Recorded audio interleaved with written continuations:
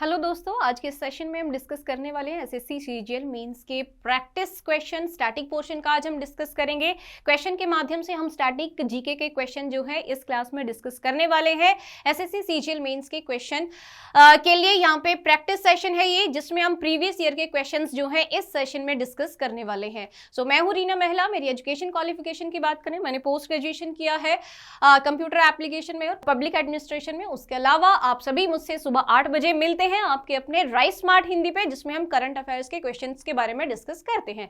सो शुरू करते हैं समय ना गवाते हुए अपने बेसिकली पहले क्वेश्चन के साथ शुरू करते हैं। तो पहला क्वेश्चन है, ऑपरेशन ब्लैक बोर्ड जो है किससे संबंधित है? ग्रामीण शिक्षा से, प्रौढ़ शिक्षा से, शहरी शिक्षा से या फिर बाल शिक्षा से संबंधित है? फटाफट से आंसर करके बताइएगा किससे संबंधित है। ग्रामीण शिक्षा, प्रौढ़ शिक्षा, शहरी शिक्षा और बाल शिक्षा से संबंधित है। सो आंसर है हमारा यहाँ पे बाल शिक्षा से संबंधित है। ऑपरेशन ब्लैक बोर्ड जो है 1987 के अंदर शुरू किया गया था। अगर हम बात करें एजुकेशन पॉलिसी की, तो 1986 के अंदर भारत में एजुकेशन पॉलिसी आई थी। राजीव गांधी एजुकेशन पॉलिसी आई थी उस समय पे। सो यहाँ पे नई पॉलिसी थी एजुकेशन पॉलिसी 1986 में। उसके बाद यहाँ पे ऑपरेशन ब्लैक बोर्ड जो है प्राइमरी एजुकेशन के लिए लॉन्च किया गया था। प्राइमरी एजुकेशन के लिए बेटर फैसिलिटीज को प्रोवाइड करने के लिए यहाँ पे प्रॉपर वे से इस स्कीम को लॉन्च किया गया। ये जो प्रोग्राम था ये 1987-88 के अंदर इसकी शुरुआत हुई थी। तो उद्देश्य क्या था? उद्देश्य था यहाँ पे कम से कम प्राइमरी एजुकेशन के लिए 2 कमरे होने चाहिए, कम से कम 2 टीचर वहां पे होने चाहिए और बेसिक जो रीडिंग मटेरियल है वो वहां पे प्रोवाइड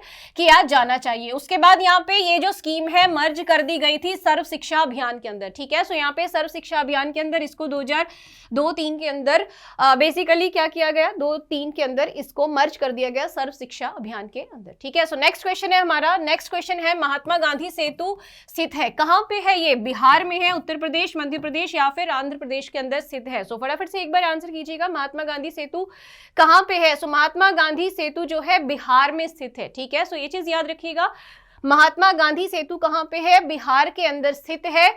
2017 तक ये भारत का लॉन्गेस्ट सेतु था। ठीक है, ये चीज याद रखिएगा। महात्मा गांधी सेतु फर्स्ट थिंग हमने जान लिया कि ये कहां पे है, बिहार के अंदर है, गंगा नदी के ऊपर ओवर ब्रिज है बेसिकली। ये चीज याद रखना है। और ये एक चीज याद रखिए, ये किस किस को जोड़ता है? तो ये दक्षिण में पटना को और उत्तर में हाजीपुर से जोड़ता है। ठीक है, सो यहाँ पे दक्षिण में पटना को, उत्तर में हाजीपुर से यह जोड़ता है, ये चीज याद रखिएगा। उसके अलावा यहाँ पे इसकी लंबाई 5750 मीटर है। ठीक है, ये चीज याद रखिएगा, लंबाई कितनी है इस सेतु की? तो 5750 मीटर इसकी लंबाई है। इसका उद्घाटन 1982 के अंदर उस समय की जो प्रधानमंत्री थी इंदिरा गांधी जी, उसके द्वारा इसका इनॉग्रेशन किया गया था। ठीक है, ये चीज याद रखिएगा। उसके अलावा अब जो है, अगर हमें इसके एक तो यहाँ पे लेंथ पता होनी चाहिए, दूसरा किस किस को कनेक्ट करता है ये पता होना चाहिए, तीसरी चीज कि ये कहां पे है, किस राज्य के अंदर स्थित है, ये चीज याद रखना है कि महात्मा गांधी सेतु जो है कहां है? बिहार के अंदर है, गंगा नदी के ऊपर क्या है? ये एक सेतु है, ओवर ब्रिज है। ठीक है, अगला क्वेश्चन क्या है? अगला क्वेश्चन है, सरदार सरोवर के सर्वाधिक, देखो सरदार सरोवर का सर्वाधिक लाभ जो है किसको मिलता है? सो पहला है गुजरात को मिलता है, उड़ीसा, मध्य प्रदेश या फिर राजस्थान को मिलता है? सो फटाफट से एक बार आंसर कीजिएगा, बताइएगा सरदार सरोवर जो बेसिकली डैम है इसका किसको बेनिफिट मिलेगा? तो यहाँ पे किसको फायदा मिलेगा? गुजरात को, उड़ीसा को, मध्य प्रदेश को या राजस्थान को? सबसे ज्यादा बेनिफिट किसको होने वाला है? सो आंसर यहाँ पे गुजरात को सबसे ज्यादा बेनिफिट होने वाला है। तो यहाँ पे बेसिकली किसका पूरी परियोजना की बात हो रही है, सरदार सरोवर परियोजना की। बेसिकली क्या है, ये जो परियोजना है, ये जो प्रोजेक्ट है प्रॉपर, इसके 3 लाभार्थी प्रदेश हैं। कौन कौन से हैं? मध्य प्रदेश है, गुजरात है, महाराष्ट्र है। बट सबसे ज्यादा फायदा इसको कौन से राज्य को होगा? तो गुजरात को जो है सबसे ज्यादा बेनिफिट यहाँ पे इससे होने वाला है। ठीक है, ये चीज याद रखिएगा। बेसिकली जो परियोजना है यहाँ पे भरूच जिले में है, नर्मदा नदी के तट पे बेसिकली सरदार सरोवर का निर्माण किया जा रहा है, जिससे गुजरात के लोगों को सबसे ज्यादा बेनिफिट होने वाला है। प्रॉपर वे से अगर हम बात करें, यहाँ पे देखो, यहाँ पे मध्य प्रदेश, गुजरात, गुजरात और महाराष्ट्र को बेनिफिट होगा ही होगा, बट जिस राज्य के अंदर यह प्रॉपर परियोजना इंप्लीमेंट की जाएगी तो उसी को तो सबसे ज्यादा बेनिफिट इससे होने वाला है। ठीक है, आगे बढ़ते हैं यहाँ पे अगला क्वेश्चन। अगला क्वेश्चन क्या है? अगला क्वेश्चन है 28 फरवरी को विज्ञान दिवस मनाया जाता है। ठीक है, कब मनाते हैं विज्ञान दिवस? विज्ञान दिवस मनाया जाता है 28 फरवरी को। ठीक है, सो आपको बताना है कि ये जो विज्ञान दिवस बनाते हैं, साइंस डे हम मनाते हैं, ये किस लिए मनाया जाता है? ठीक है, सो फर्स्ट वन इज 28 फरवरी को रमन प्रभाव प्रकाश में आया था, इसीलिए मनाया जाता है। दूसरा, रमन को नोबेल पुरस्कार मिला था, इसलिए मनाया जाता है। तीसरा कि रमन का जन्म इस दिन हुआ था, उसके अलावा नेहरू जी का जन्म इस दिन हुआ था 28 फरवरी को। सो एक बार फटाफट से आंसर बताइएगा कि 28 फरवरी को ही क्यों विज्ञान दिवस, ठीक है, साइंस डे मनाया जाता है?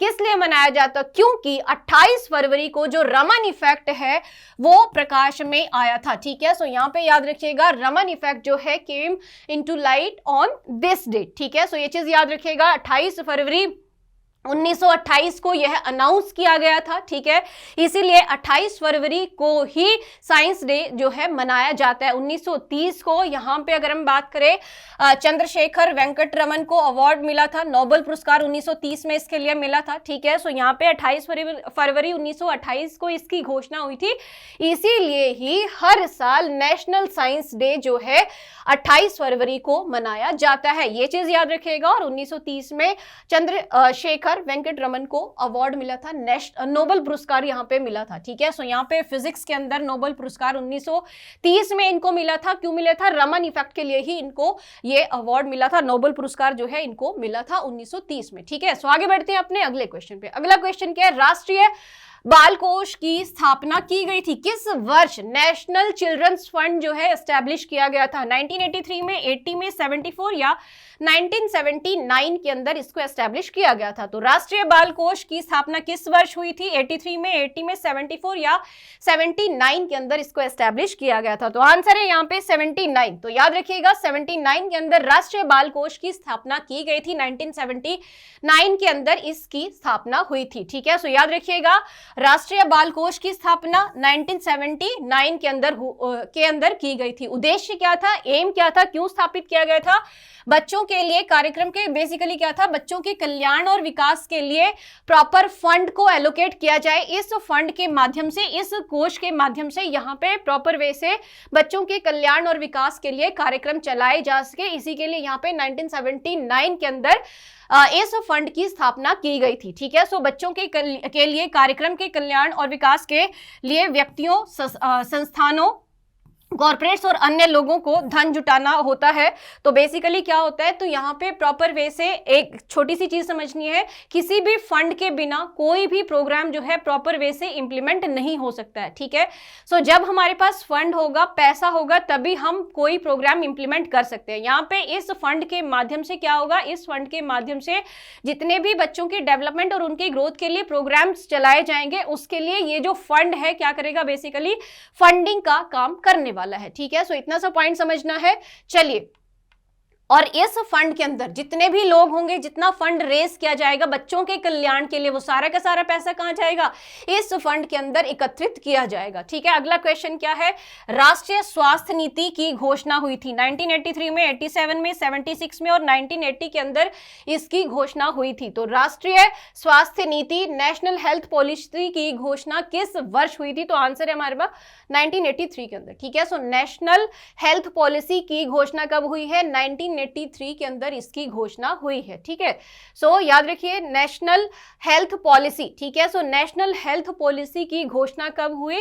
1983 के अंदर इसकी घोषणा हुई थी। और इस नीति का जो उद्देश्य था वो क्या था कि केंद्र सरकार के अधीन कार्यरत कर्मचारी और उनके जो परिवार है, ठीक है, जो सेंट्रल गवर्नमेंट के एम्प्लॉयज है और उनकी फैमिली जो है, बेसिकली जो केंद्र सरकार के अधीन जो कर्मचारी है और उनके परिवार के सदस्यों को स्वास्थ्य संबंधी संबंधी उनकी देखभाल के लिए कंप्लीट व्यवस्था करना, ठीक है। सो यहाँ पे कंप्लीट व्यवस्था करने के लिए ही 1983 के अंदर नेशनल हेल्थ पॉलिसी जो है घोषित की गई थी। अगला क्वेश्चन, मालगुडी डेज के रचनाकार कौन है, ठीक है। सो यहाँ पे आपको बताना है मालगुडी डेज के रचनाकार कौन है। सो बेसिकली बहुत फेमस है, यहाँ पे नॉवेल्स बहुत फेमस है मालगुडी डेज की। सो आपने कई सारी सीरीज भी देखी होगी, टीवी पे भी आपने देखा होगा मालगुडी डेज। सो यहाँ पे अगर जो भी बच्चे दूरदर्शन जिन्होंने देखा है वहां पे प्रॉपर वे से एक सीरीज चलती थी मालगुडी डेज के नाम से, सो आपने देखा होगा। तो बताइए यहाँ पे इसके रचनाकार का नाम, के अब्बास, आर के नारायण, लक्ष्मण सेठ या फिर मुल्क राज आनंद। फटाफट से आंसर कीजिएगा कि यहाँ पे रचनाकार कौन है मालगुडी डेज के। सो आंसर क्या है यहाँ पे, आर के नारायण, ठीक है। ये चीज याद रखिएगा कि आर के नारायण की कई सारी बुक्स भी हैं, ठीक है। सो यहाँ पे कई सारी बुक्स हैं इनकी। सो ये चीज याद रखिए कि यहाँ पे एक प्रॉपर सीक्वेंस आप देख सकते हैं कि कौन कौन सी बुक्स है। द गाइड है, उसके अलावा यहाँ पे याद रखिएगा मिस्टर संपत है, the vendor of the sweets है, the man in search of the Malgudi, ठीक है, a tiger for Malgudi, my days, painter of signs. उसके अलावा कई सारी बुक्स है, काफी सारी बुक्स है। सो यहाँ पे याद रखिएगा कि मालगुडी डेज जो रचयिता है वो है आर के नारायण, ठीक है। सो आर के नारायण की कई सारी बुक्स जो है वो बहुत फेमस और बहुत चर्चित किताबें हैं, ठीक है। अगला क्वेश्चन है उल्का, बेसिकली उल्फा, ठीक है। सो यहाँ पे उल्फा जो उग्रवादी है, उल्फा देखो उल्फा उग्रवादी जो है किस राज्य से संबंधित है, ये चीज बताना है, ठीक है। सो स्पेशली काफी टाइम ये बेसिकली न्यूज में रहता है, कई सारे इश्यूज होते हैं इससे संबंधित। तो यहाँ पे कई बार जो है उल्फा की वजह से कई सारे इश्यूज हुए हैं हमारे एक पर्टिकुलर रीजन के अंदर। आपको बताना है किस राज्य से संबंधित है ये उग्रवाद, उल्फा उग्रवादी किस राज्य से संबंधित है। ऑप्शन है असम, उत्तर प्रदेश, पंजाब या फिर कश्मीर। सो आंसर है हमारा यहाँ पे असम, ठीक है। सो आंसर क्या है, असम है। उल्फा जो उग्रवादी है वो असम से संबंधित है, ठीक है। सो यहाँ पे उग्रवाद की समस्या जो अगर हम बात करते हैं हमारे संपूर्ण नॉर्थ ईस्ट की, तो यहाँ पे बहुत ज्यादा बेसिकली क्या होता है कि हमारे नॉर्थ ईस्ट के अंदर जो एक समय पे इश्यूज था, यहाँ पे डेवलपमेंट बहुत कम था, कनेक्टिविटी बहुत कम थी। अभी जो है स्पेशली अभी के समय पे सेंट्रल गवर्नमेंट जो है लगातार प्रयास कर रही है कि कनेक्टिविटी जो इशू है इसको दूर किया जाए, प्रॉपर कनेक्टिविटी जो है एस्टैब्लिश की जा सके। तो अगर हम बात करते हैं यहाँ पे BRO के द्वारा सड़कों का निर्माण किया जा रहा है, सोमवा हवाई बेसिकली एक एयरपोर्ट बनाया गया था, सिक्किम के अंदर एक एयरपोर्ट बनाया था। उसके अलावा प्रॉपर वे से सड़कों का निर्माण किया जा रहा है, एयरपोर्ट का निर्माण किया गया है, एंड अभी भी काफी सारी कनेक्टिविटी एस्टैब्लिश करने के लिए भारत सरकार प्रयास कर रही है। देखो यहाँ पे स्कीम्स का अभाव है, सर्विसेज का अभाव है, जिसके लिए यहाँ पे उग्रवाद जो है बहुत ज्यादा पनप रहा है। बार बार यहाँ पे अलग अलग राज्य से सेपरेट स्टेट बनाने की डिमांड आती है। तो यहाँ पे असम के अंदर भी उल्फा, ठीक है। सो यहाँ पे United liberation front of Assam जो है बेसिकली इसकी ये एक ऑर्गेनाइजेशन थी असम की, यहाँ पे इसकी भी बेसिकली एक सेपरेट नेशन, ठीक है। सो यहाँ पे अलग नेशन बनाने की, एक अलग देश बनाने की डिमांड थी, जो यहाँ पे बहुत ज्यादा उल्फा के द्वारा आतंकवाद को बढ़ाया गया, एंड देन इस रीजन के अंदर काफी सारी डिस्टर्बेंस उल्फा के द्वारा की गई है, ठीक है। अगला क्वेश्चन, जुरासिक पार्क क्या है, ठीक है। जुरासिक पार्क क्या है, यूएसए का एक खूबसूरत पार्क है, एक उपन्यास है, उच्च तकनीकी फिल्म है या फिर एक परमाणु ऊर्जा केंद्र है। तो फटाफट से आंसर कीजिए कि जुरासिक पार्क क्या है। सो जुरासिक पार्क जो है एक हाईटेक फिल्म है, ठीक है। सो आगे बढ़ते हैं यहां से। अगला क्वेश्चन, रेलवे स्टाफ कॉलेज कहां स्थित है, ठीक है। रेलवे स्टाफ कॉलेज कहां पे है, मद्रास में है, बड़ौदा, इलाहाबाद या फिर हैदराबाद के अंदर है। फटाफट से आंसर कीजिएगा, रेलवे स्टाफ कॉलेज कहां पे है, मद्रास, बड़ौदा, इलाहाबाद या फिर हैदराबाद के अंदर। सो एक चीज और बताइएगा, यहाँ पे अगर हम बात करें रेलवे यूनिवर्सिटी की, first railway university of India, first railway university of India कहां पे है, बड़ोदरा के अंदर, ठीक है। ये चीज याद रखिएगा, बड़ोदरा के अंदर 2016 के अंदर इसकी घोषणा हुई थी, और भारत की पहली रेलवे यूनिवर्सिटी कहां है, बड़ोदरा के अंदर है। और उसके अलावा याद रखिएगा रेलवे स्टाफ कॉलेज भी कहां पे है, बड़ौदा के अंदर ही है, ठीक है।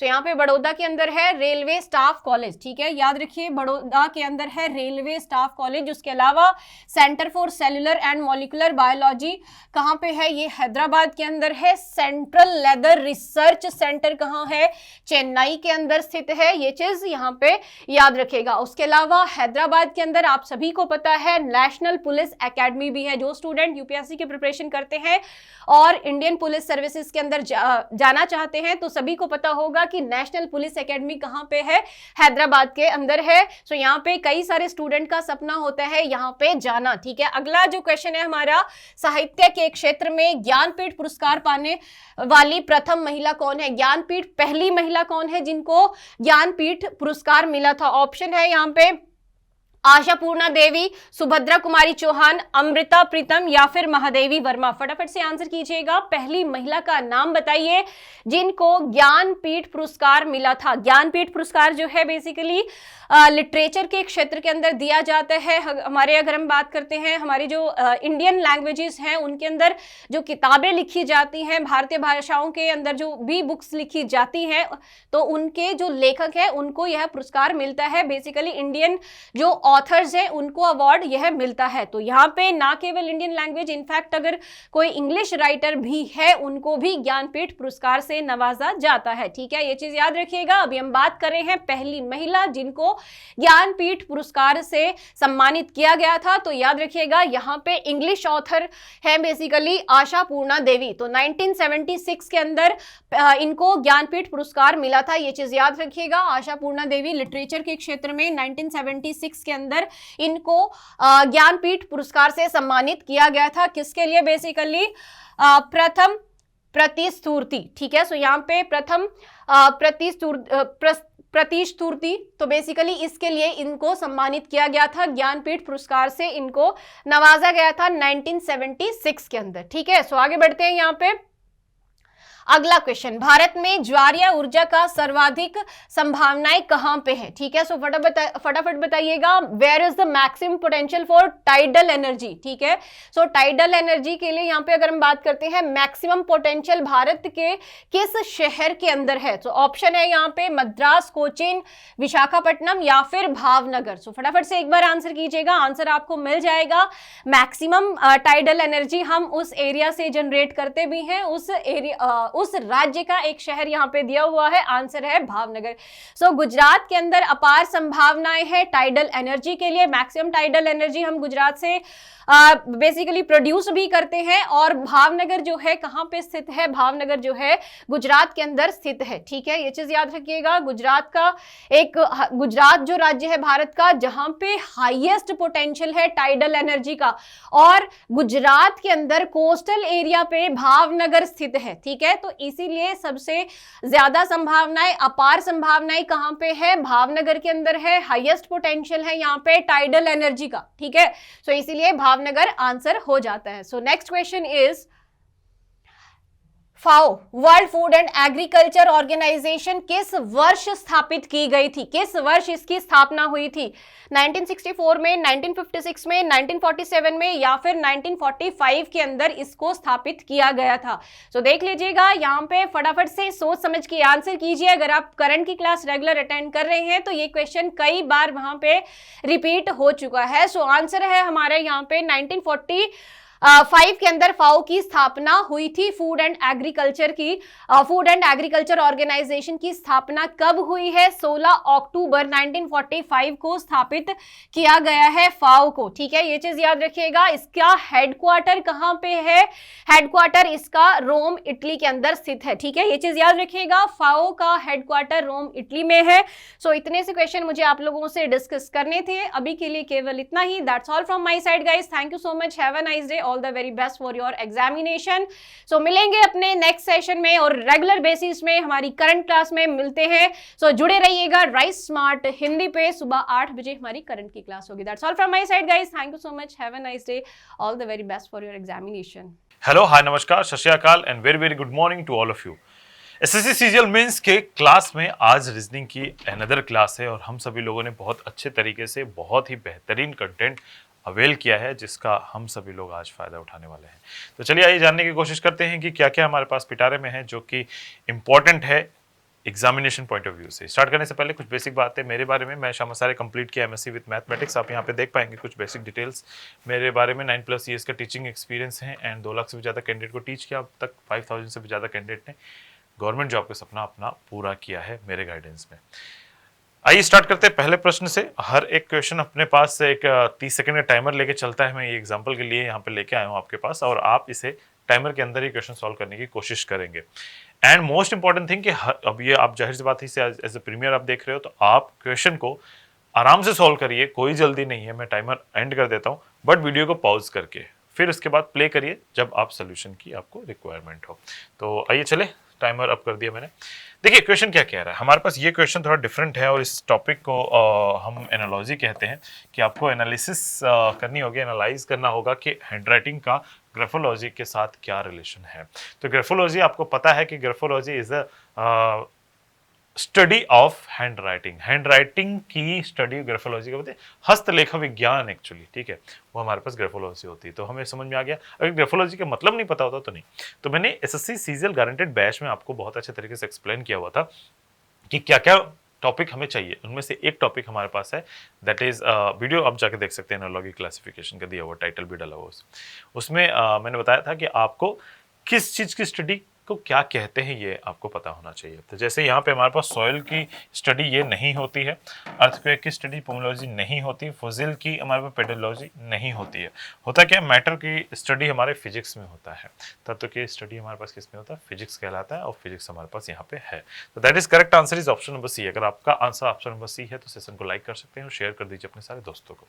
यार हमारे पास अगला प्रश्न, टाइमर 30 सेकंड का रहेगा। जब लाइव क्लासेस में रहेंगे तो हम सभी लोग देखेंगे कौन कितना तेज, कौन कितना स्लो आंसर देता है, बट यहाँ पे हमारे पास टाइमर नहीं रन कर रहा।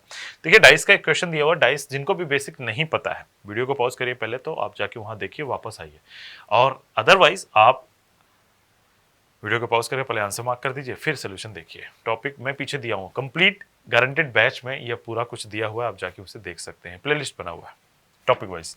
जब भी ऐसा कुछ हो, दो डाइसेस हमारे पास दिए गए हों, तो आपको देखना होगा दोनों डाइस में कितने मेंबर कॉमन है। तो मैंने देखा सिर्फ एक मेंबर कॉमन है। तो उसके बाद आप क्लॉकवाइज चलिए, तो क्लॉकवाइज चलेंगे तो ई आई एच दिएगा पहला वाला डाइस, और दूसरा वाला ई से अगर क्लॉकवाइज चलते हैं हमारे पास तो दे रहा है हमारे पास ई के बाद जे, जे के बाद ई दिया है, ई के बाद जे दिया है, जे के बाद हमारे पास जी दिया हुआ, यानी जी के पीछे एच होगा, आई के पीछे जे, ये शॉर्टकट है, और ई के पीछे ई नहीं होगा, एफ होगा। क्यों? क्योंकि हमें बताया गया है 6 मेंबर हमारे पास होंगे, E F G H I और जे।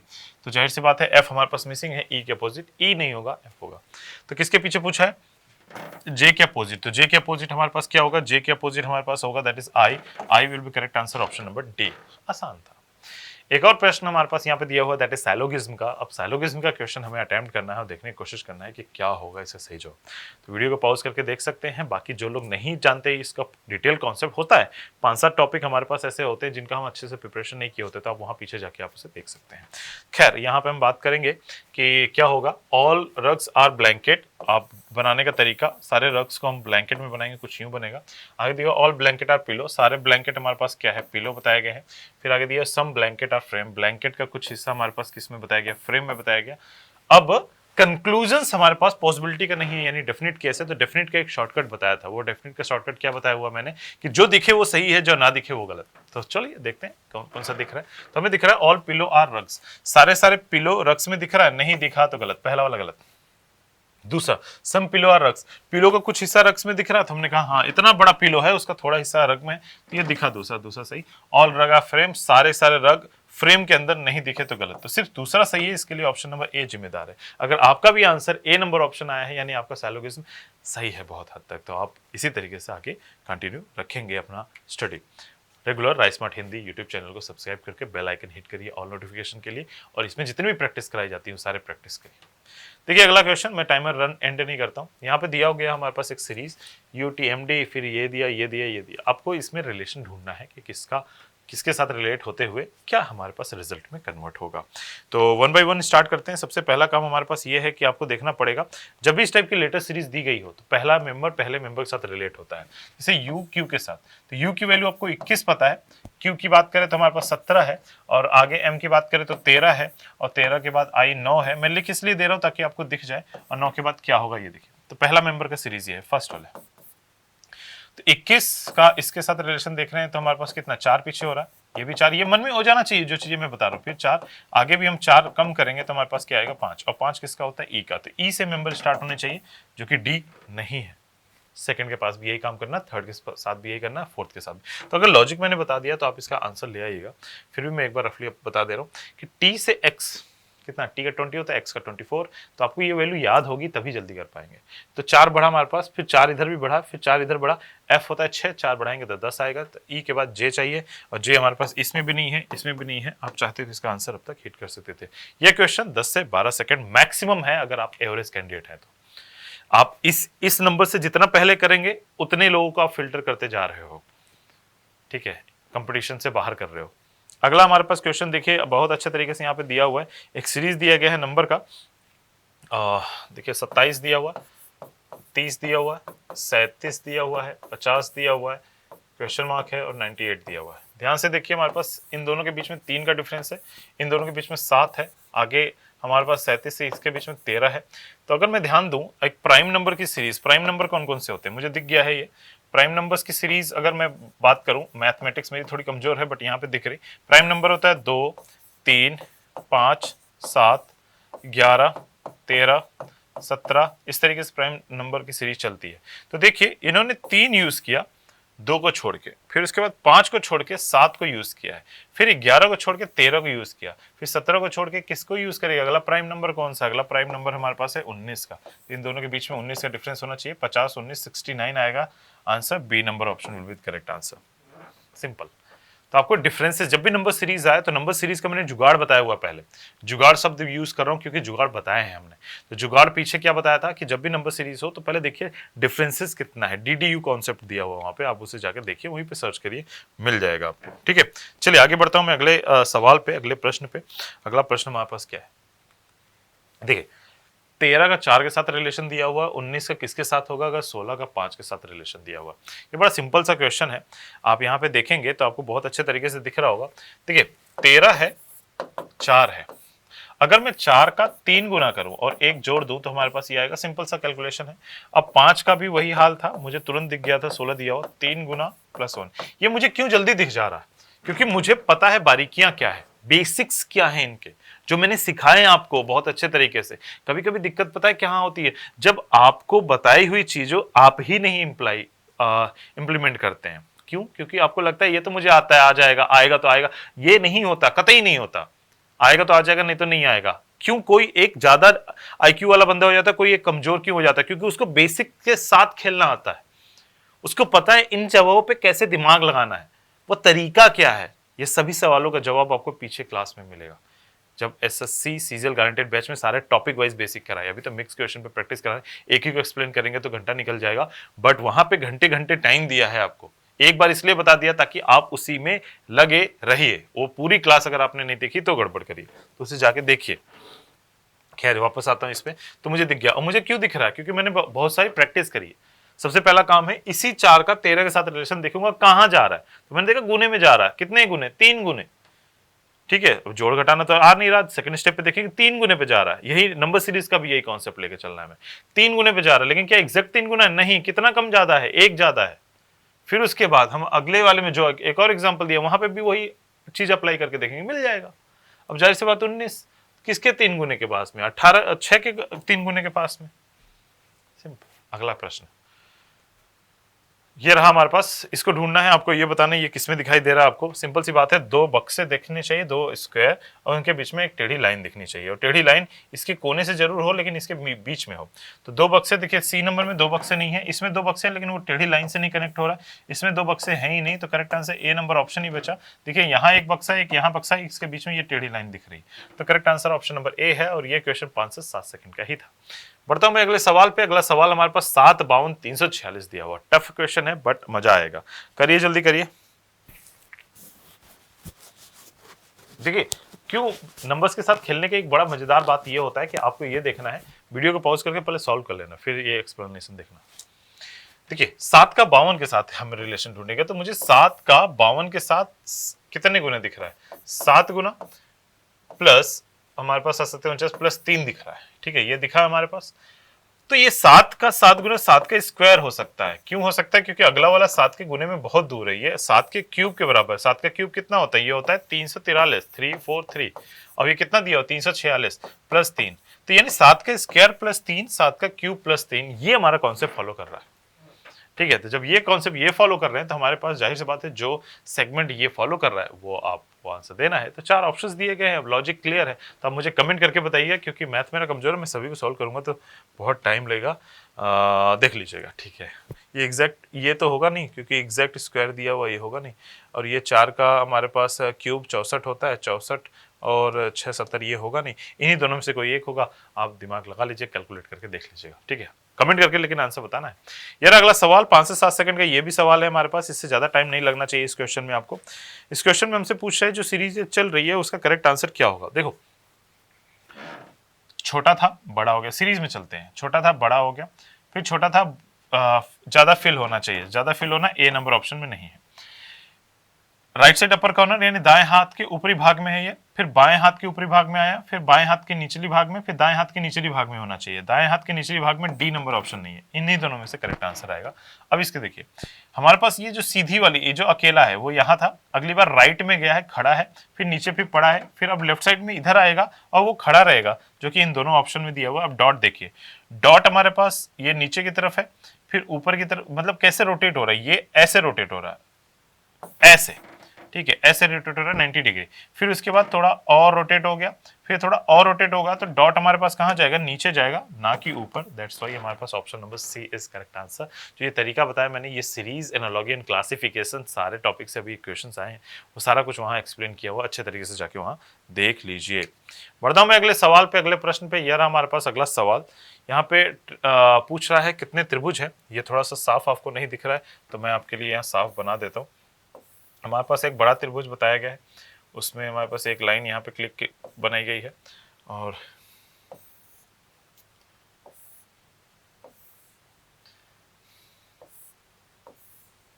ये हमारे पास डाटा दिया हुआ, यही त्रिभुज यहाँ पे बनाए गए हैं।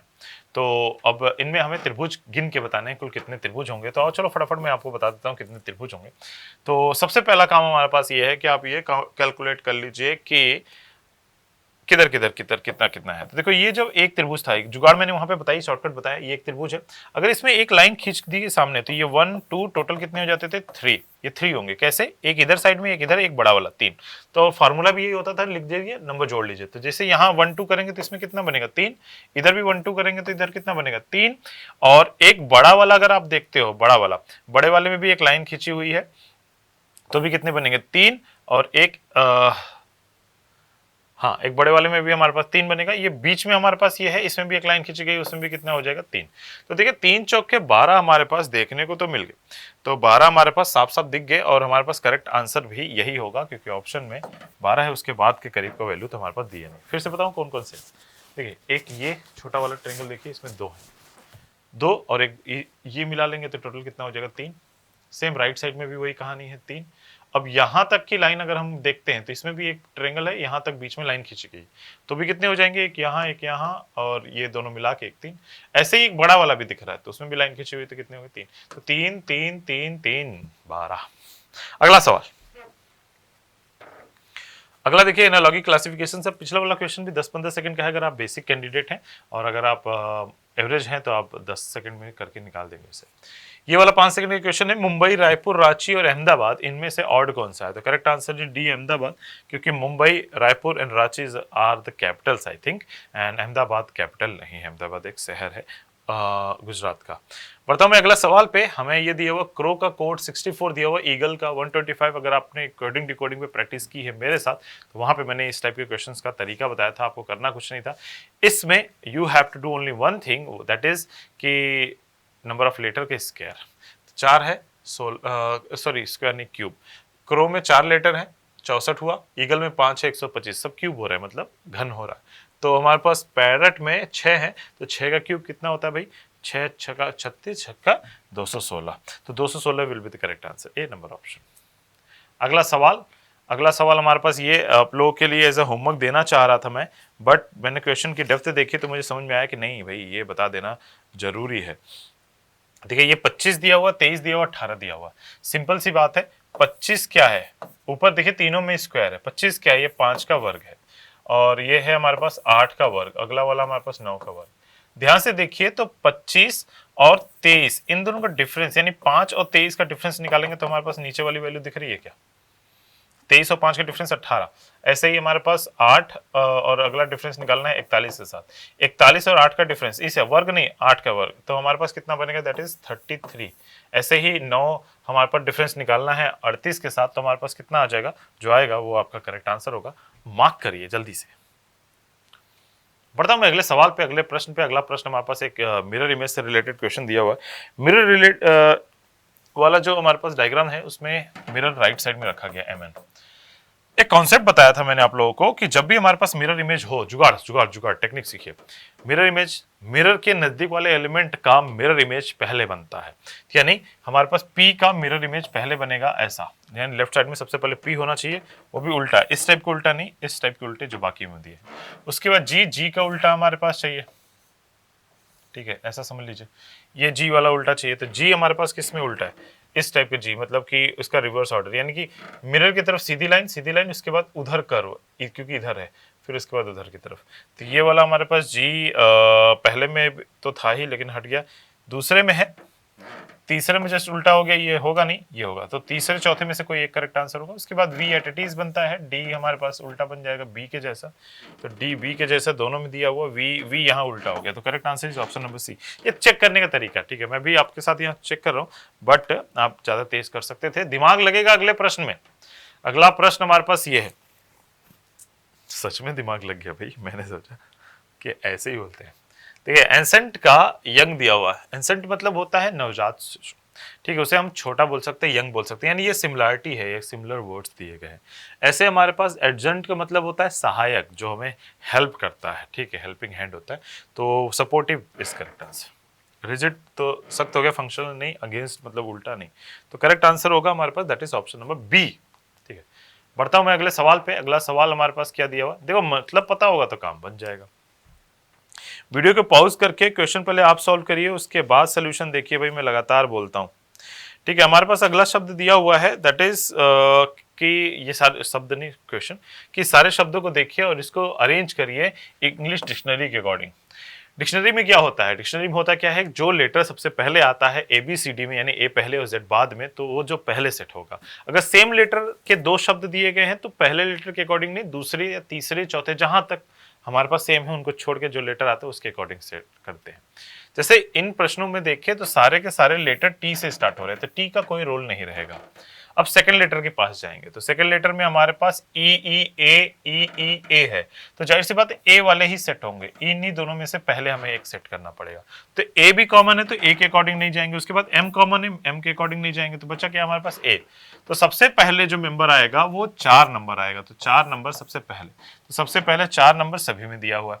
उसके बाद 5 नंबर क्योंकि ए वाले हैं तो इन दोनों को हमने कट कर दिया या टिक कर दिया, हमारे पास इन दोनों का काम हो गया। 4 5 बच गए हैं, 1 2 3 6, इन चारों को सेट करते हैं। चलिए उसके बाद ई है तो ई कैंसिल, क्योंकि ई सभी में कॉमन है तो उसके अकॉर्डिंग नहीं जा सकते। इसमें एम है, किसमें है, तीसरे वाले में एम है, तो एम ही पहले चाहिए क्योंकि बाकी सब में आर है। 3 भी ले लिया हमने। अब हमारे पास बचा 1 2 6। अगला लेटर हमारे पास आर तीनों में है, उसके बाद एम है, यहाँ टी है, तो 6 नंबर सबसे लास्ट में जाएगा, ये कंफर्म हो गया, 6 नंबर सबसे लास्ट में गया। अब इन्हीं दोनों में से पहले और दूसरा देखते हैं। एम कॉमन है, आई कॉमन है, एन कॉमन है हमारे पास, इसके बाद ए है तो 1 आएगा, उसके बाद 2 आएगा, तो ये सीरीज चाहिए 1 2 6 लास्ट में 4 5 3 सेकंड नंबर ऑप्शन हमें दिखाई दे रहा है, तो सेकंड वाला देख लीजिएगा, अगर कुछ गड़बड़ी हुई होगी तो आप करेक्ट चेक कर लीजिएगा। लॉजिक टेक्निक तरीका वही होगा। यार हमारे पास अगला सवाल, ये सवाल आपको होमवर्क दे रहा हूं मैं, होमवर्क आप सॉल्व करिए और मुझे करेक्ट आंसर क्लिक करके बताइए कि in the filling the blank आप क्या सेट करेंगे तो हमारे पास वैल्यू आ जाएगी। एक जुगाड़ इसका मैंने पिछले 2 वीडियोस में दिए हैं, क्या दिए थे वो कल और परसों के वाले वीडियो में भी जाके देख सकते हैं। ठीक है, चलो बढ़ता हूं मैं अगले सवाल पे। अगला सवाल हमारे पास क्या दिया हुआ कि ये हमारे पास पेयर्स सारे दिए गए हैं, आपको बताना है इनमें से ऑड कौन है। ऑड हमारे पास बताना है, जितना तेज हो सके वो बता दीजिए आप लोग जल्दी, आसान है। वीडियो पॉज करके पहले आंसर मार्क करिए आप। राइस स्मार्ट हिंदी में डेली क्लासेस होती है मेरी 2 टाइम, और सीजीएल मेंस की तैयारी करनी है सुबह 11 बजे थर्सडे फ्राइडे सैटरडे को, और Monday Tuesday Wednesday Thursday Friday Saturday 6 days आपकी क्लासेस रीजनिंग की होती है शाम को 5 बजे। ठीक है, CHSL और GD की। चलिए यहाँ पे इन दोनों का डिफरेंस देखिए, मैं दिख रहा हूँ बड़ा नजदीक के मेंबर्स दिए हुए हैं तो हम डिफरेंस पे जा रहा हूँ दिमाग लगाने।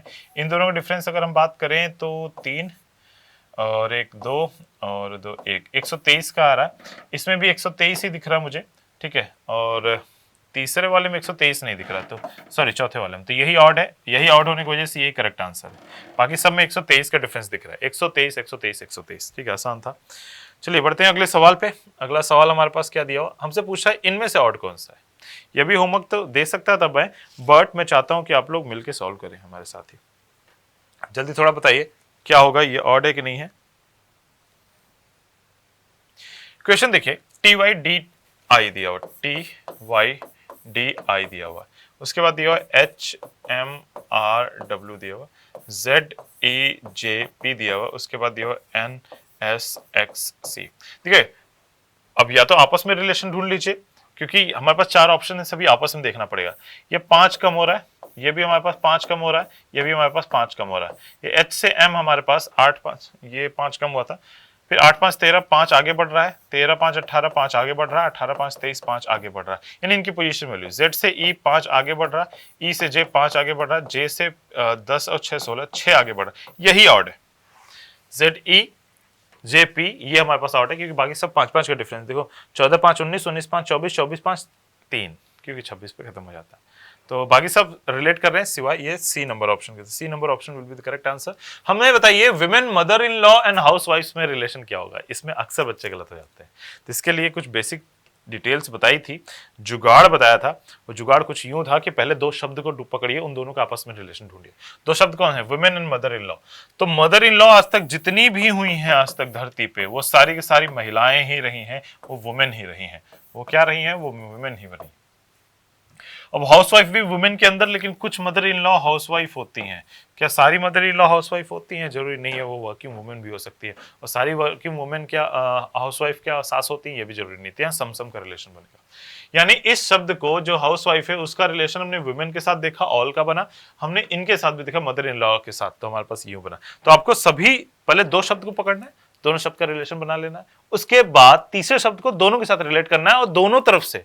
ऐसा नहीं कि हमने ये मदर इन लॉ और वुमेन में वुमेन से मदर इन लॉ दिखाया, तो अगर वुमेन से मदर इन लॉ देखते तो कुछ का रिलेशन आता। कैसे, कुछ ही महिलाएं सास होती है ना, सारी महिलाएं तो सास होती नहीं, कुछ तो अभी भी शादी हुई, अभी उनके बच्चे ही नहीं हुए हैं, तो वो कैसे उनको सास बोल देंगे, आप तो नहीं होंगे। तो लेकिन रिवर्स ऑर्डर देखते हैं, तो रिवर्स ऑर्डर में मदर इन लॉ जितनी भी हुई हैं आज तक वुमेन हुई हैं, तो ये दोनों तरफ चेक करना पड़ेगा, तो दोनों तरफ का रिलेशन देखना पड़ेगा। ठीक है, चलिए हम लोग एक लास्ट क्वेश्चन देखते हैं, इसे एज अ होमवर्क लीजिए, इसका भी आंसर बताइएगा। ये आपको बताना है, फोल्ड करके ओपन करेंगे कैसा दिखेगा, आंसर आपको दिख ही रहा होगा, बट फिर भी मैं चाहता हूँ इसे एज अ होमवर्क आप लोग देखें और इसका करेक्ट आंसर हमें कमेंट करके बताएं। होमवर्क है ये, ठीक है। तो आज के लिए बस इतना ही। हम लोग जुड़ेंगे रेगुलर बेसिस पे मंडे को भी 11 से 12 के बीच में लाइव के लिए। Thank you very much, bye bye. अपना ख्याल रखिए, जम के रॉक करिए, जम के पार्टी भी करते रहिए आज, ठीक है। मिलता हूं मैं आप सभी लोगों से मंडे सुबह 11 बजे। Thank you very much, bye bye. अपना और अपने घर वालों का अच्छे से ख्याल रखिए।